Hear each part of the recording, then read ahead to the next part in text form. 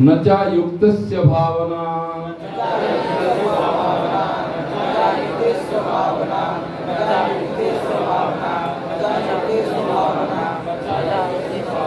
न च भावयतः शांति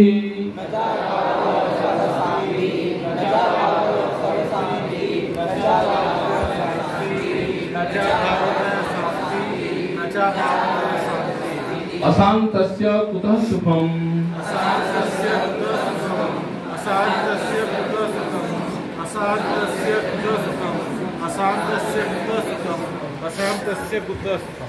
ये लेखि बग श्लोकटा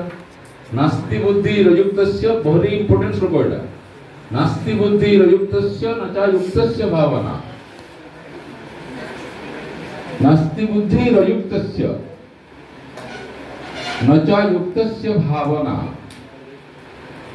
न च भावयतः शांति अशांतस्य कुतः सुखम्।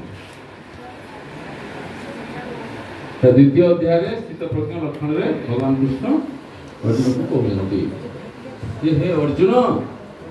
जो माने अयुक्त माने योगयुक्त जो माने नहंती जो माने योग आचरण करू नहंती ए चारोटी योग मुख्यतः सेमान को अयुक्त बोली कहा जाय तांकर सद्बुद्धि हेबो नहीं तांकर सद्भावना केबे हेबो नहीं तेनु तांको शांति मिलिबो नहीं आ शांति न मिलिले सुख कोठु आसीबो